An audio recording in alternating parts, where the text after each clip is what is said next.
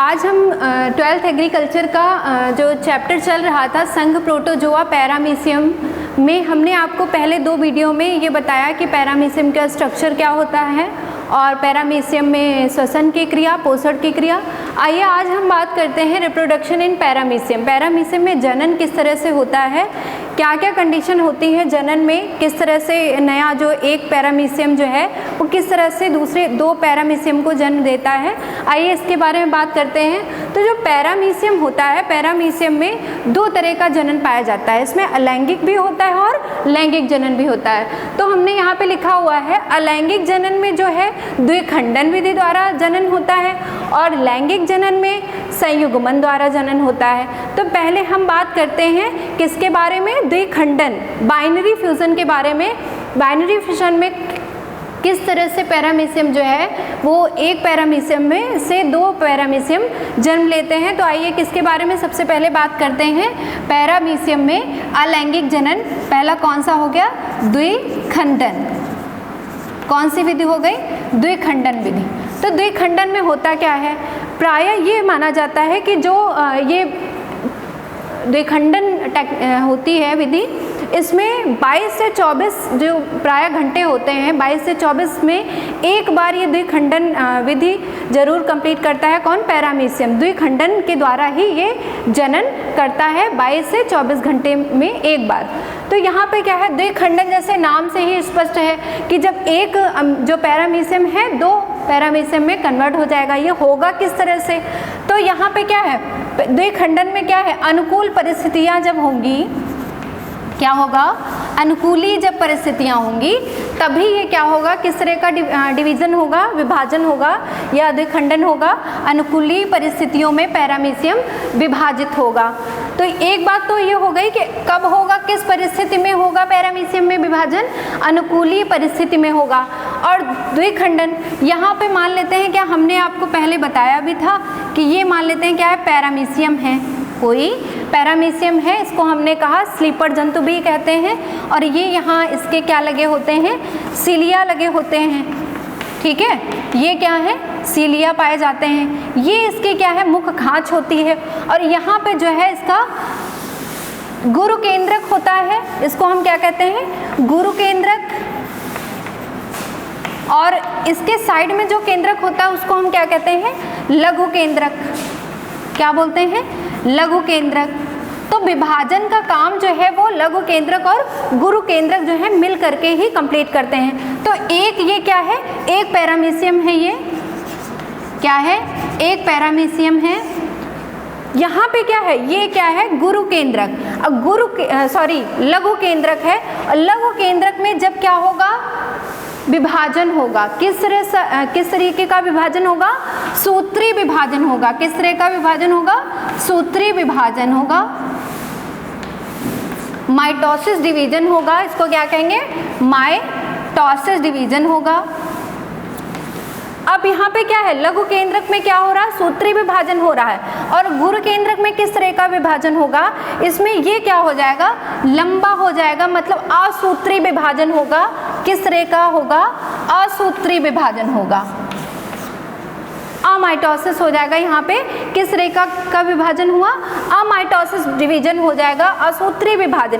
तो ये होता है द्विखंडन में कि जब लघु केंद्रक में सूत्री विभाजन के द्वारा जो केंद्रक होता है वो डिवाइड हो जाता है बहुत सारे केंद्रक में, और गुरु केंद्रक असूत्री विभाजन के द्वारा लंबा हो जाता है। और लंबा हो करके ये क्या बना लेता है, 2 अलग अलग क्या बना लेता है, पैरामीशियम बना लेता है। यहाँ से क्या है, 2, एक इसका नीचे का पॉइंट ये हो गया और ये क्या हो गया, यहाँ पे एक लघु केंद्रक का गुरु केंद्रक आ गया और यहाँ पे क्या हो गया, एक ये लघु केंद्रक हो गया और ये गुरु केंद्रक हो गया। तो डिवाइड हो करके यहीं से क्या है, ये डिवाइड हो जाता है 2 केंद्रक में। तो ये क्या हो जाता है, ये द्विखंडन, मतलब एक पैरामीशियम से 2 खंडों में क्या है, डिवाइड हो जा रहा है क्या, पैरामीशियम।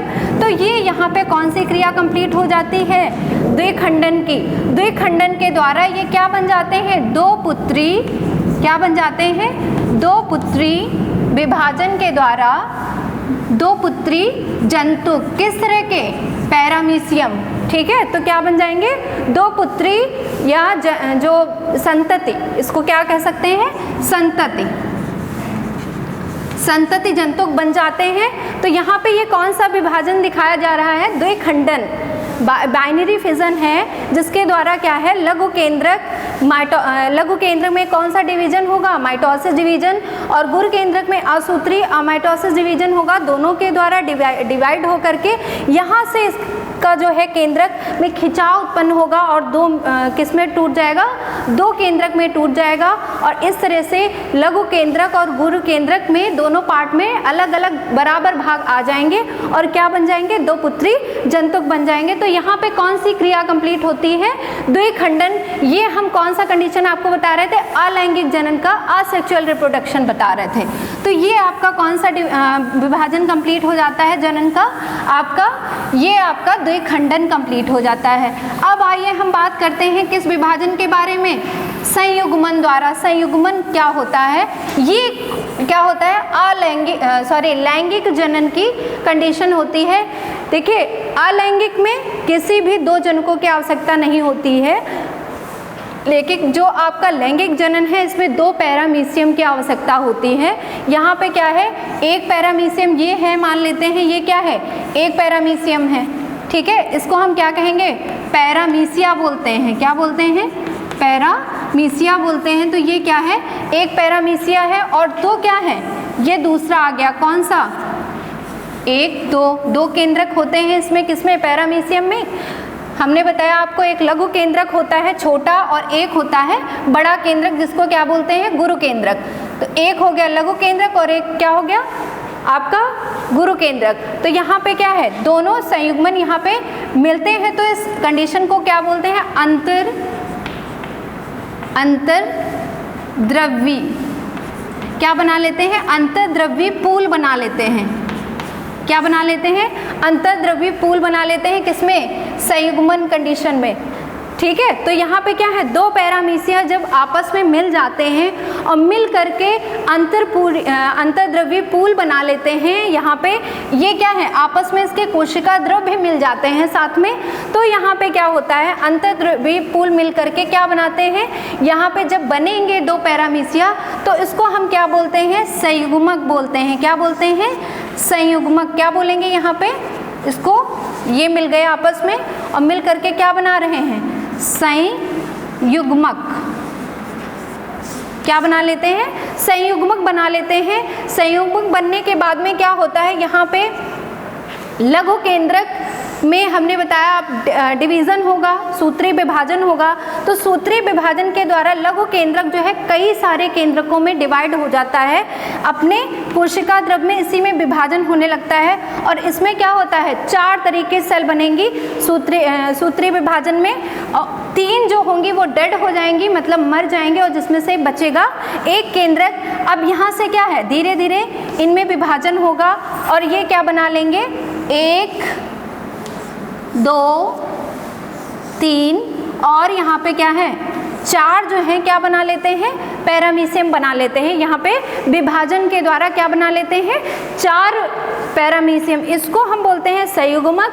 और यहाँ पे जो कंडीशन होती है इसको हम बोलते हैं अंतर्द्रव्यी पूल बना लेते हैं। ये पैरामीशियम, दो पैरामीशिया जो होते हैं आपस में जुड़ जाते हैं, तब क्या होता है, संयुग्मक की क्रिया कंप्लीट होती है।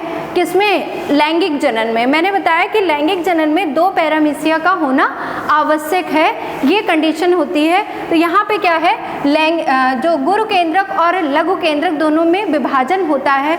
विभाजन के द्वारा क्या है, ये किस में बदल जाते हैं, चार पैरामीशियम बना लेते हैं। तो यहाँ पे क्या है, दो पैरामीशियम से क्या हो रहा था, यहाँ पे कितने पैरामीशियम बन गए, दो पैरामीशिया से कितने हो गए, चार क्या बन रहे हैं, यहाँ पे चार पैरामीशियम बन रहे हैं। यहाँ पे क्या ये कंप्लीट होता है आपका, दो पैरामीशियम से चार पैरामीशिया जो है पैरामीशियम बन रहे हैं। इस कंप्लीट में इस प्रोसेस को हम क्या बोलते हैं, संयुग्मन द्वारा।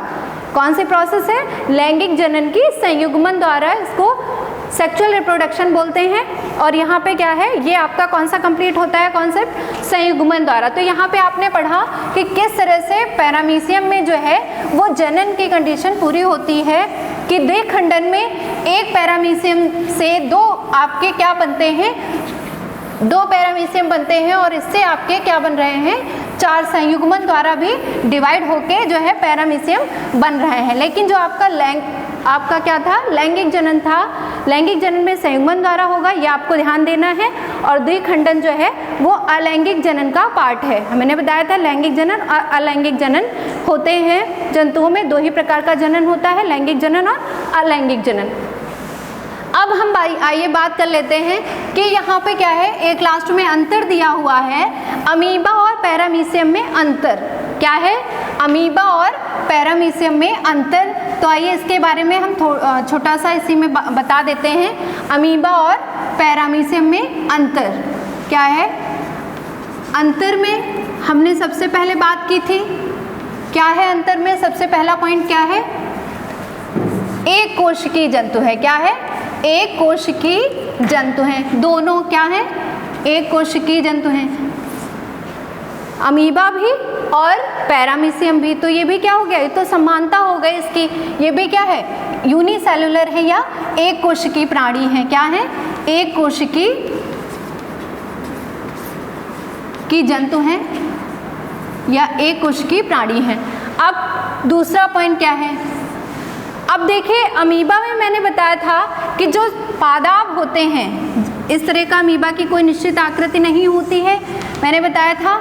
अब ये क्या होते हैं, इनके कूटपाद होते हैं। तो जो है प्रचलन, जो है प्रचलन या गमन भी कह सकते हैं, गमन किसके द्वारा होता है, कूट पादों के द्वारा होता है। इनको इंग्लिश में क्या बोलते हैं, स्यूडोपोडिया बोलते हैं।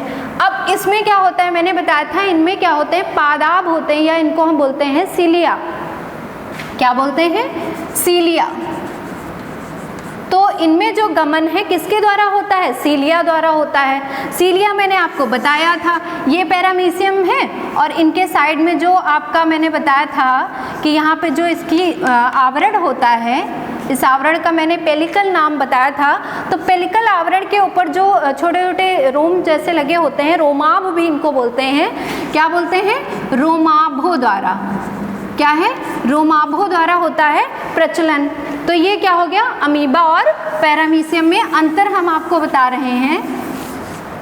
तो दूसरा आपका क्या, तीसरा आपका क्या हो गया, ये तो हो गया गमन की बात। अब हम आइए बात करते हैं कि जिस तरह से इसमें केंद्रक की बात करें, तो इसमें क्या होता है, एक केंद्रक होता है, क्या है, एक केंद्रक ही होता है।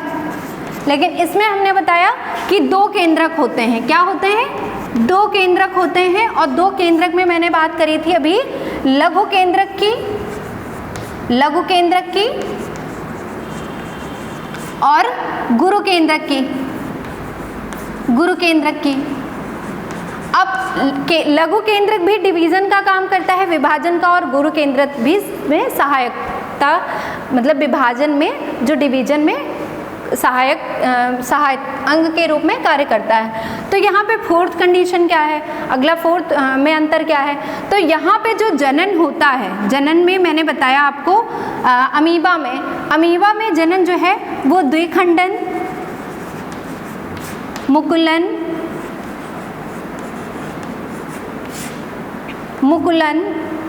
बीजाणुजन, इनमें कंडीशन होती है, ठीक है। तो इन विधियों द्वारा ही संभव होता है। अब इसमें क्या है, इसमें कई सारे होते हैं कंडीशन। अब इसमें जो है केवल क्या है, मैंने अभी आपको बताया कि द्विखंडन और क्या बताया हमने, संयुग्मन। संयुग्मन, द्विखंडन जो है किसका पार्ट है, इसमें क्या है, अलैंगिक जनन ही होता है, क्या है, अलैंगिक जनन ही होता है, किसमें, अमीबा में।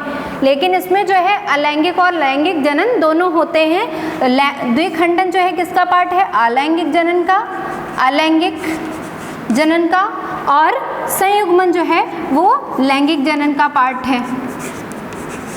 तो ये तो था आपका अंतर के अमीबा और पूछ लिया जाए कि पैरामीशियम में क्या अंतर होता है, तो मैंने बताया यूनिसेलुलर होते हैं, मतलब एक कोशिकीय जंतु होते हैं, और गमन कूटपादों में अमीबा में कूटपादों द्वारा होता है, सीलिया में रोमाभों के द्वारा होता है। इसमें एक ही केंद्रक पाया जाता है और इसमें दो केंद्रक होते हैं, लघु केंद्रक और गुरु केंद्रक। जो जनन की क्रिया है द्विखंडन, मुकुलन और अलैंगिक जनन इसमें पाया जाता है। लेकिन जो आपका पैरामीशियम है, पैरामीशियम में जो है अलैंगिक और लैंगिक दोनों जनन होते हैं। तो आपने अभी तक के लिए ये आपने कौन सा लेसन पढ़ा, संघ प्रोटोजोआ पैरामीशियम। तो ये लेसन आपका यहाँ पे कंप्लीट होता है। मैंने इसमें आपको जो भी टॉपिक कवर कराए हैं, इससे आपको यदि कुछ और नहीं समझ में आया है तो आप इसमें बता भी सकते हैं, ठीक है। तो थैंक यू क्लास आज के लिए।